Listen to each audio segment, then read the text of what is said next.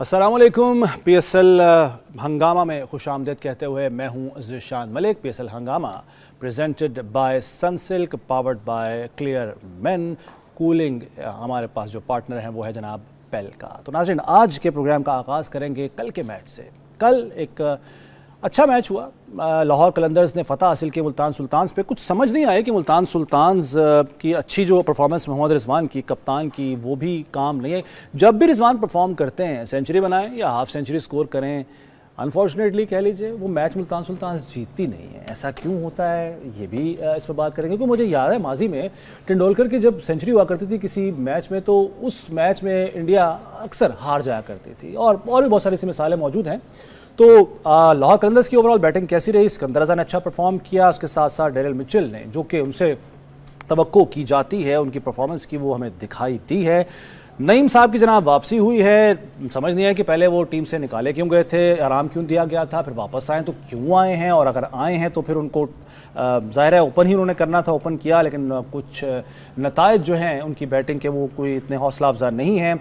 फिर हमने अगेन सवाल हम ये भी करेंगे आज के प्रोग्राम में, जानने की कोशिश करेंगे कि क्या वजह है सिकंदर रज़ा अच्छा परफॉर्म भी कर रहे हैं, अच्छे बैट्समैन हैं, लेकिन उनको नीचे रखा जाता है, क्या उनके कहीं ऊपर जगह बनती है या नहीं? ये तमाम तर मामला है जिस पर आज के प्रोग्राम में हम बात करेंगे। एज यूजुअल मेरे साथ मौजूद हैं लेजेंड्स जनाब सलीम मलिक साहब और सकलैन मुश्ताक साहब। अस्सलाम वालेकुम जनाब। वालेकुम अस्सलाम। मैच देखा जी मलिक साहब आपने? जो परफॉर्मेंस रही, पहले लाहौर कलंदर्स की बात कर लेते हैं। जो चेस किया उन्होंने 185 रन बनाए थे, मुल्तान सुल्तान्स ने 186 का हदफ था, कर लिया। 19 ओवर में बाद ही किया, लेकिन चलें कर लिया उन्होंने। जो काबिल ज़िक्र परफॉर्मेंस है डेरिल मिचेल की और सिकंदर रज़ा की, इस पर तबसरा आपका और ओवरऑल भी। देखिए ये सिकंदर तो मेरे ख्याल थ्रू आउट अच्छा परफॉर्म कर रहा है। वो पिछले आप 3-4 मैचेस जो जितने भी खेले हैं उसने परफॉर्म किया है, इसमें कोई शक नहीं। मेरा जो इनफॉर्म बैट्समैन होता है ना, ये इनको इस पर सोचना चाहिए लाहौर कलंदर को कि उसको थोड़ा ऊपर भेजना चाहिए। जो जगह बनती है कहाँ पर? अब्दुल्ला शफीक, डेरिल मिचेल, फ़खर ज़मान, सैम बिलिंग्स, 4 पे तो जा सकता है, जा सकता है, ईजीली जा सकता है। देखिए ये जो मैं हमेशा इसलिए कहता हूँ कि कप्तान को ये सोचना चाहिए कि आपका इनफॉर्म बैट्समैन कौन है, उससे भरपूर फ़ायदा उठाना चाहिए। हर टूर्नामेंट में आप हर बंदा परफॉर्म नहीं करता। आप देखें बहुत सारे लोग आपको नज़र आ रहे होंगे जो बहुत पिछले उसको वार्नर को ले लें, उसने कितना उसका अच्छा रिकॉर्ड है, मगर इस टूर्नामेंट में अच्छा नहीं जा रहा। तो आपको हमेशा एज ए कैप्टन ये देखना होता है कि यार मेरा इनफॉर्म बैट्समैन कौन है, उससे फ़ायदा उठाया जाए। तो मेरे ख्याल रज़ा से इनको पूरा फ़ायदा उठाना चाहिए। उसका नंबर 4 पे उसको करके, कई दफ़ा होता है कि एक नंबर सेट होता है ना, तो जब आपकी परफॉर्मेंस नहीं होती ना तो फिर ब्लेम गेम शुरू हो जाती है कप्तान को, जी मेरा नंबर चाहिए। हालांकि उससे फ़ायदा उठाना चाहिए। वैसे एक मेहरबानी की है शाहीन आफरीदी ने, खुद नहीं आए, वो खुद नहीं आए सिकंदर को भेजते, खुद भी नहीं आए और उसको अली को भी नहीं भेजा, आसिफ अली को ऊपर नहीं भेजा ना।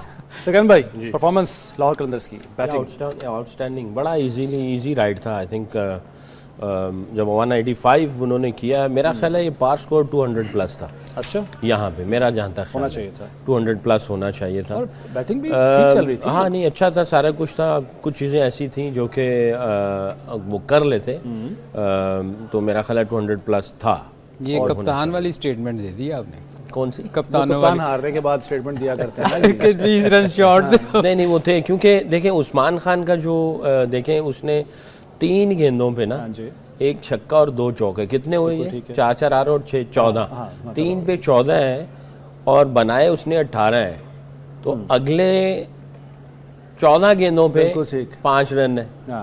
यासिर ने 11 गेंदों पे उस्मान खान की बात हो रही है। यासिर ने भी यही किया। यासिर का भी अगर देखें तो उसकी, अच्छा वो है, रिजवान का भी अर्ली थोड़ा सा स्लो था, बाद में उसने कवर अप किया। कवर अप आप शुरू से करें और वो चलते चले जाएं। अगर आप थोड़ा सा और क्रिटिकल एनालिसिस करते हैं ना, तो आपको लगता है ऐसा है कि यार 185 इतनी एफर्ट पे ये है, तो क्या थोड़ी चीज़ और बेहतर की जाती तो 200 प्लस होता, डेफिनेटली होता।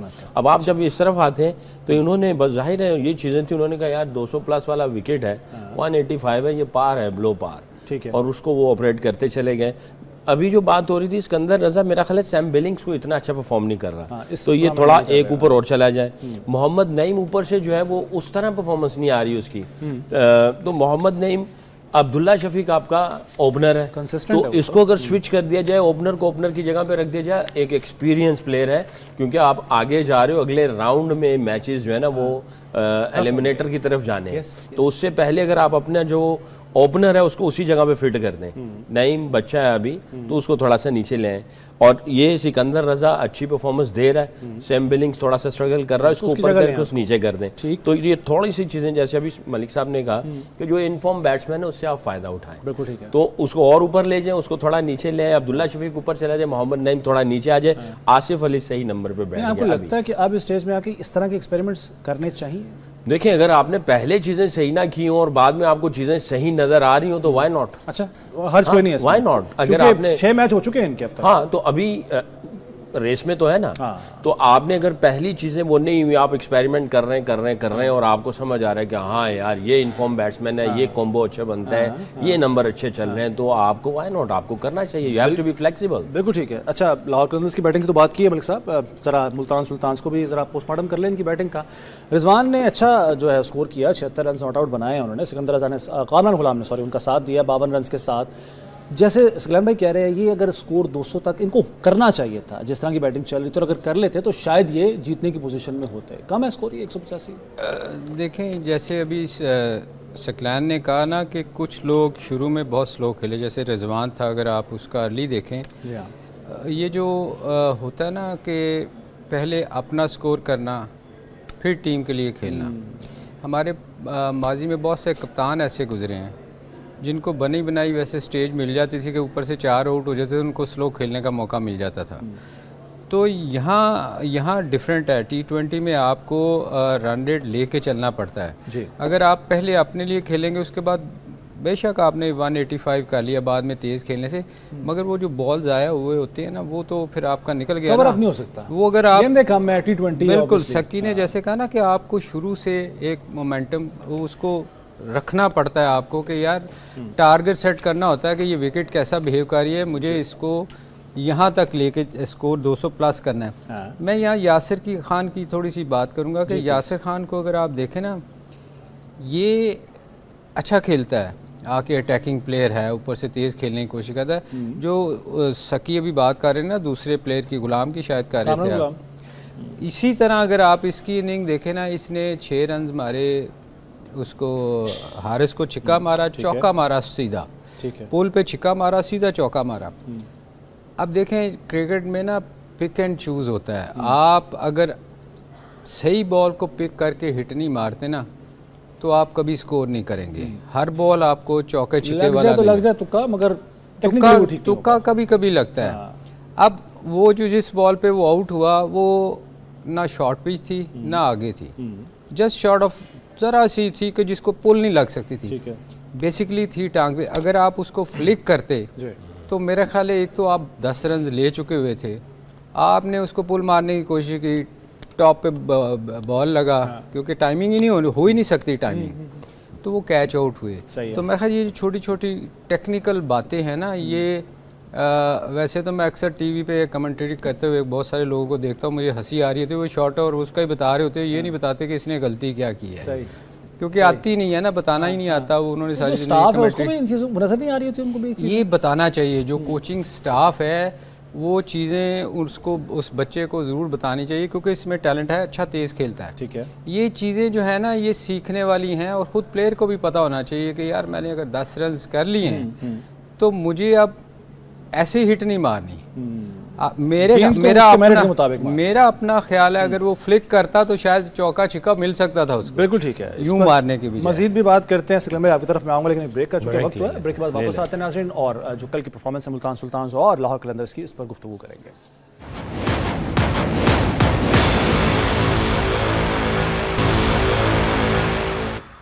एक बार फिर खुशामदीद कहते हैं आपको पीएसएल हंगामा में। तो मैच की बात हो रही है मुल्तान सुल्तान्स लाहौर कलंदर्स के दरमियान। सकलैन भाई का ख्याल ये है कि ये 185 रन जो है ये कम है, ये तकरीबन अगर 200 तक होता तो एक फाइटिंग टोटल होता। लेकिन सर अगर बॉलिंग देखें, उधर हारिस रऊफ ने जो बॉलिंग की है आखिरी ओवर में उसको 20 रन पड़े हैं, ये तो 185 भी शायद ना होता, उससे तो पूरा मौका दिया कि चलो यार थोड़ा सा स्कोर कर लो, इज्जत रह गई थोड़ी सी 185 के टोटल के साथ। हारिस को हालांकि एक्सपीरियंस्ड बॉलर है और इंटरनेशनली खेलता रहा है, ये एंड में तो बड़ा प्रेशर वो टाइम होता है ना जो आखिरी ओवर होता है खास तौर पर, क्या हुआ? देखिए आखिर वाले में तो हर कोई पिट जाता है जो आखिरी ओवर चल रहा होता है। इसमें हम ये नहीं कह सकते कि भाई जो है ब्लंडर मारा गया है या बॉलिंग अच्छी नहीं की गई, क्योंकि वहाँ पे बैट्समैनों के लिए नथिंग टू लूज़, वो बस गेंद देखते हैं और हर चीज़ को उठाने के लिए चल रहे होते हैं। बट मुझे ये समझ नहीं आ रही है कि डेरल मिचेल को मैं नहीं समझता कि ये 4 ओवर वाला बॉलर है। काफ़ी अरसे से ये 4 ओवर नहीं कर रहा था, न्यूजीलैंड से भी ये 4 ओवर नहीं कर रहा था। ठीक है, इसको 4 ओवर कराने की बजाय मैं ये समझता हूँ सिकंदर रजा और आसिफ अफरीदी जो बॉलर है इसके 4 ओवर दोनों में से आसिफ अफरीदी को रिगार्डलेस 4 ओवर पूरे होने चाहिए। अच्छा। ठीक है 2 में 22 दिए हैं, मगर देखें आपके पास 5 बॉलर ऐसे होने चाहिए जो 4-4 ओवर वाले पक्के हों और आप रिगार्डलेस उनको लेके चल रहे हों। छठा बॉलर आपका तब लगेगा कि अनलेस अनटिल कि भाई बहुत ज़्यादा टर्निंग है तो आपके पास एक टर्निंग वो है तो आप उसको बीच में से 1-2 ओवर करवा दें। जो पक्का बॉलर है वो 4 ओवर का कोटा ज़रूर करेगा। तो यहाँ पे आसिफ अफरीदी को जो है वो 4 ओवर का कोटा पूरा नहीं हुआ। सिकंदर रजा जो है, जो कि मैं ये समझता हूँ डेरल मिचेल अभी बॉलिंग कर रहा है। हाँ जी। पिछले 1.5-2 सालों से मैंने भी इनके साथ न्यूजीलैंड के साथ काम किया, ये बॉलिंग नहीं कर रहा था। तो ये क्या अभी ऑलराउंडर बनने के चक्कर में आ रहा है या अभी इसने बॉलिंग शुरू कर दी? करता है, ऐसा नहीं कि नहीं करता, क्या इश्यूज थे। हाँ, मगर आपको सिकंदर रजा के अंदर पोटेंशियल है। आसिफ अफरीदी के 4 ओवर पूरे हैं, क्योंकि जब आप आगे जा रहे हो तो आपने अपने पक्के पत्ते जो है ना वो इस्तेमाल करने, ये नहीं कि टपनियाँ लगाई जाए। और तो अगर ये थोड़ी सी चीज़ें कर लेते तो मेरा ख्याल है ये 185 से थोड़ा सा ये नीचे ले आते। हारिस रऊफ का एक ओवर जो लग गया एंड में, आप नहीं कह सकते हैं, वो आप एंड में किसी को भी लग जाते हैं, बड़े बड़ों को लगते हुए देखे, शोएब अख्तर को लगते हुए देखे। सही कुछ कह रहे थे आप। देखिए ये पिछले कई सालों से आप देख रहे हैं, मैंने नहीं कभी देखा हारिस रऊफ को कि उसने आके कोई पहले ओवर में 2 या 3 स्कोर दिया हो, बहुत कम, एक आध मैच शायद हो। वो अपना पेट, उसका एक सिस्टम है जिसमें उसने पहले ओवर में 12-13 स्कोर ज़रूर देना है और एंड में भी मार खानी, क्योंकि ये वेरिएशन से बॉल नहीं कर रहा। ये आके पता नहीं ये सोचता है कि शायद मैंने मार देना है बॉलर को, तेज गेंद कराने के चक्कर में होता है। इसमें जो सबसे बड़ी गलती जो है ना, अगर आप देखें, जो मैं समझता हूँ, हो सकता है मैं गलत हूँ, मुझे लगता है कि ये इतना क्रीज से पीछे बॉल करता है। ठीक है, इतना पीछे से करता है। आप अगर देखिएगा कि फ्रंट जो नो बॉल की लाइन है उससे, उस पॉपिंग क्रीज से ये इतना पीछे से बॉल करता है। ठीक है, एक तो आपकी पेस कम हो जाती है, सही है, प्लस आपको बैट्समैन को टाइम मिल जाता है रीड करने का, क्योंकि आप दूर से बॉल फेंकते हैं ना। आप देखें जितने भी फास्ट बॉलर नो बॉल हो जाते हैं, मैं मानता हूँ, मगर इसने जब से पाकिस्तान टीम में आया है, पाकिस्तान कोचेज़ ने या उसने ये कोशिश नहीं की कि मैं यार थोड़ा आगे से बॉल करने की कोशिश करूँ। उससे इसको, और जो क्योंकि तेज़ है, ठीक है ना, जब आप आगे से करेंगे ना आपको टाइम कम मिलेगा बैट्समैन को पिक करने का। मतलब उस पर किसी ने आज तक वर्क ही नहीं किया। मैं हैरान हूँ, मैं पिछले कई सालों से कह रहा हूँ यार इसको ठीक कर लो, इसको आपकी पेस आगे से बैट्समैन को पिक करने में बड़ी प्रॉब्लम होगी। सकी अगर आप खुद अंडरस्टैंड करो, आप जब क्रीज से दूर से बॉल करेंगे आपको बहुत टाइम मिलेगा। वो जो पीछे भी करता है या आगे करता है ना, वो इतना बैट्समैन को टाइम मिल जाता है कि वो उसको शॉट खेलने में कोई प्रॉब्लम नहीं होती। बिल्कुल सही है। तो एक तो ये चीज़ है कि उसको इस पे काम ज़रूर करना चाहिए।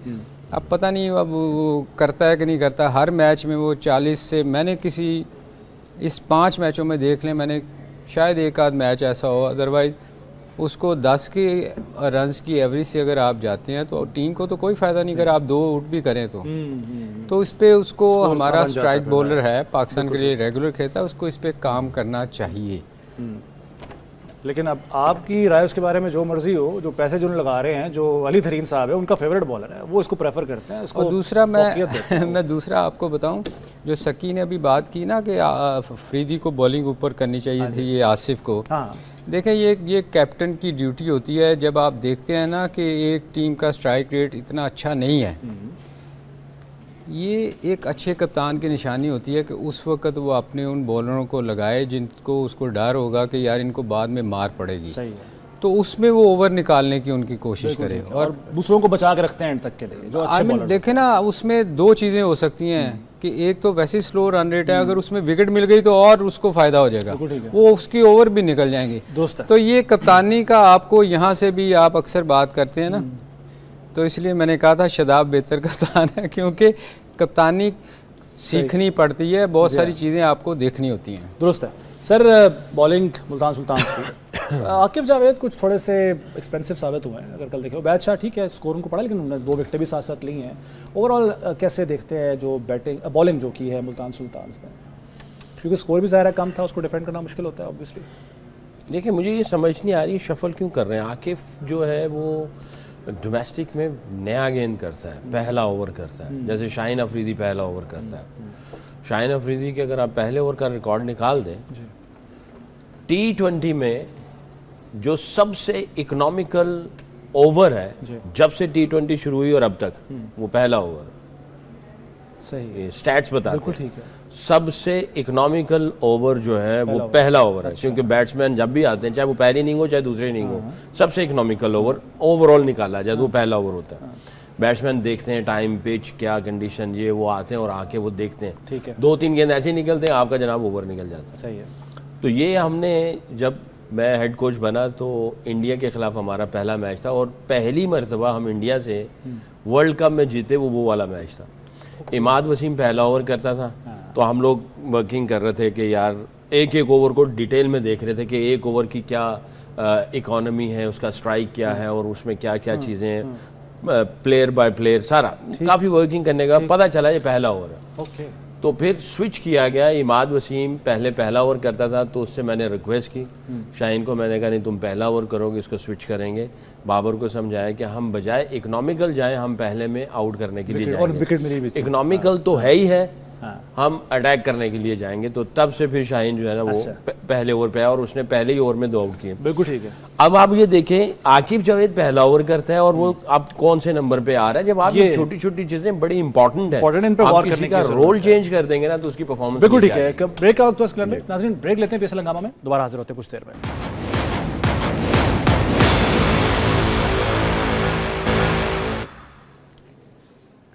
पीएसएल हंगामा में एक बार फिर खुशामदीद। नाज़रीन, जो इस वक्त टेबल है, पॉइंट्स टेबल, उसमें इस्लामाबाद यूनाइटेड सर फहरिस्त है। 5 मैचेस खेले हैं, 5 जीत रखे हैं। सबसे नीचे हैं मुल्तान सुल्तान, 6 मैच वो खेल चुके हैं और उसमें से वो सिर्फ 1 जीते हैं, 5 वो हारे हैं।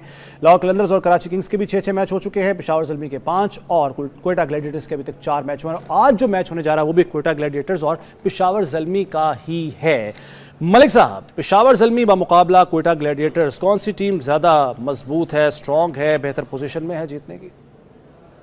यह दोनों टीमें देखें, दोनों टीमें एक जैसे ही परफॉर्म कर रही हैं। बुरा परफॉर्म करें दोनों? नहीं, मतलब इतना कोई आउटस्टैंडिंग नहीं है। जैसे मतलब इस्लामाबाद आपको नज़र आती है कि एक ही टीम अलहदा नज़र आ रही है, बाकी जितनी भी टीमें हैं वो एक दिन बहुत अच्छा खेल रही हैं, दूसरे दिन आपको स्ट्रगल करते हुए नज़र आ रही है। तो दोनों ठीक टीमें हैं, मगर मेरा ख्याल है इसमें एज किसको हासिल है अगर जो लाइनअप इनकी देखें तो?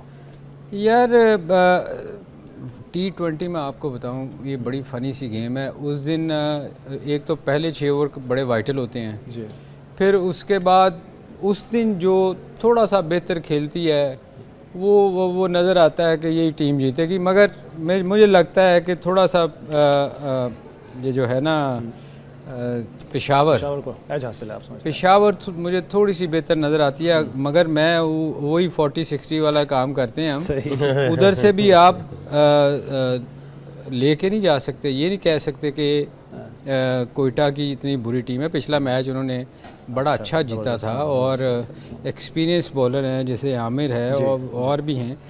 तो मगर मैच इनका ना एक जैसा ही होना है। सही है, कोई वो बहुत ज़्यादा फ़र्क नहीं होएगा। ज़्यादा फ़र्क नहीं होगा। सर जी 2 मैचेस दोनों ने जीत रखे हैं, अगरचे खेले उन्होंने ज़्यादा हैं, पेशावर ज़ल्मी ने 5 मैचेस खेले और क्वेटा ने 4। आपके ख्याल में कौन सी टीम बेहतर पोजीशन में? देखिए दोनों एक ही स्टैंडर्ड की क्रिकेट खेल रहे हैं और कोई ऐसा नहीं है कि इनके तीनों ही यूनिट जो है ना इम्प्रेसिव हमेशा काम करें। साइम स्ट्रगल कर रहा है, पेशावर ज़ल्मी जो है ना इसको बड़ा मिस कर रहे हैं। अगर साइम अब अगर जाके पकड़ते हैं ना अपना मोमेंटम, वैसे 8, 7, 6, 7 मैच हो गए हैं। हाँ हो गए वही ना, हाँ तकरीबन पेशावर में 5 हो गए। तो अगर साइम मोमेंटम पकड़ते हैं तो इनको काफ़ी जो है ना वो फ़र्क पड़ेगा। बाबर की जो वापसी हुई है वो किस हद तक फ़ायदेमंद होगी पेशावर के लिए, क्योंकि ज़्यादा कॉन्फिडेंस तो आता है। बाबर और आमिर का आज मुकाबला होगा। आमिर ने जब पिछला एग्रेशन दिखाया बाबर को, तो बाबर आएगा कुछ बताने के लिए। गालिबन लाहौर में खेल रहे ना, कज़ाफ़ी स्टेडियम में मैच है, तो लाहौर में उसके फ़ैन भी है, तो बाबर बताएगा आमिर को इस मरतबा। तो आज कॉन्टेस्ट इन दोनों के दरमियान होना चाहिए क्योंकि आमिर तो आता है, जब भी बाबर आता है वो अपना एग्रेशन दिखाता है। तो आई थिंक बाबर को भी अपना एग्रेशन का तोड़ दिखाना चाहिए आज। तो बाकी अगर देखा जाए तो दोनों पैची परफॉर्मेंसेस दे रहे हैं। साइम का अगर चलता है ऊपर से कुछ स्टार्ट देता है उसको, तो मेरा ख्याल है कुछ डिफरेंस डालेगा। वरना ये है कि पिछला जो मैच कोयटा ग्लैडिएटर ने खेला और जो सर विव का जो एटीट्यूड नज़र आ रहा था बेंच के अंदर, वो उधर डग आउट के अंदर, तो आई थिंक काफ़ी इनका कॉन्फिडेंस स्काई हाई होगा पिछले मैच की, क्योंकि बहुत ही लो टोटल को उन्होंने डिफेंड किया हुआ है। विव का ज़्यादा नज़र आ रहा था। विव तो हमारे से ज़्यादा वो।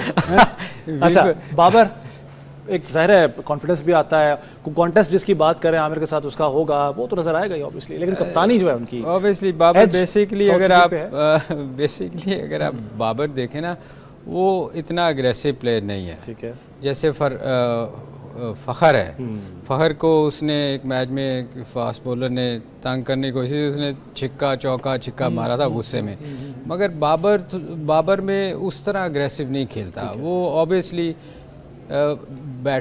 बॉलर को एज होता है, अगर वो आउट कर गया तो उसके जहन में ये भी होगा कि यार इसने आउट कर दिया तो इसने तो टांगे चला देनी है, कभी हाथ चलानी है इधर उधर। तो मेरा ख्याल है वो कोशिश करेगा कि, मेरा अपना ज़ाती ख्याल है कि वो कोशिश करेगा कि इसके 2 ओवर निकालूं। अच्छा, इसको मौका ना दूं वो उछलने कूदने का। तो वो ऑब्वियसली एक एज ए बैट्समैन, देखें मेरे जैसा बैट्समैन जो था ना, वो मैं भी थोड़ा सा गुस्सा कर जाता था। अच्छा, मतलब ये डिपेंड करता है ना बैट्समैन पे। तो मेरे ख्याल वो कोशिश ये करेगा कि ये थोड़ा वो इतना ज़्यादा अग्रेसिव नहीं है। सही है। आप उसकी पहली इनिंगें भी देख लें तो वो खेलेगा अपनी स्टार्ट में, मगर जो लास्ट मैच खेला था उसमें बड़ा अग्रेसिव खेला। उसके अच्छा लगा कि उसने स्ट्राइक रेट अपना बेहतर किया था। तो आई होप कि इस मैच में भी वो अपना रिपीट करेंगे उसको। बिल्कुल ठीक है। सचिव, बॉलिंग में आमिर की तो आपने बात कर ली, अगर ओवरऑल बाकी बॉलर्स की अबरार अच्छा परफॉर्म कर रहा है? मुझे कोयटा ग्लैडिएटर्स की बॉलिंग जो है ना वो ज़्यादा बेहतर लग रही है। अच्छा, हाँ, क्योंकि पिछला मैच जिस तरह उन्होंने डिफेंड किया है छोटे बॉलर्स, हाँ, और जिस तरीके से उन्होंने प्रेशर क्रिएट किया है, डॉट बॉल लेके आए और जहाँ पे विकेट चाहिए उन्होंने विकेट लेके दी है, तो आई थिंक इनको काफ़ी क्लैरिटी होगी अपने बॉलिंग प्लान के अंदर। बैटिंग में ये स्ट्रगल कर रहे हैं, बट इनके बॉलिंग प्लान के अंदर जो है ना इनको काफ़ी क्लैरिटी है। दूसरी साइड पे अगर देखते हैं तो अली रज़ा बॉलिंग कर रहा है, लूक वुड करता है नहीं करता, आरिफ यकूब ने अच्छी परफॉर्मेंस दी है, अलजारी जोसेफ जो है वो भी थोड़ा पैची चल रहा है, कभी करता है 2 ओवर अच्छे करते हैं, 1 ओवर गंदा कर देता है, फिर इस तरह चल रहा है। और इनकी बॉलिंग अगर देखी जाए तो मुझे कोयटा ग्लैडिएटर की बॉलिंग ज़्यादा कदरे बेहतर लगती है। बैटिंग में दोनों जो है वो बिल्कुल वैसे ही हैं, ऐसा नहीं है कि बहुत ही आउटस्टैंडिंग किस्म का। बाबर ने थोड़ा लोड उठाया हुआ है, टॉम ने थोड़ा उठाया, हारिस बहुत अच्छा, तलत बहुत अच्छा चल रहा है बैटिंग के एतबार से। सही, परसेंटेज पे आ जाए। I think I will give 50-50 this time. Right, चलिए जी, वक्त खत्म हो गया है। नाज़रीन, PSL हंगामा से इजाज़त दीजिए, अल्लाह हाफ़िज़।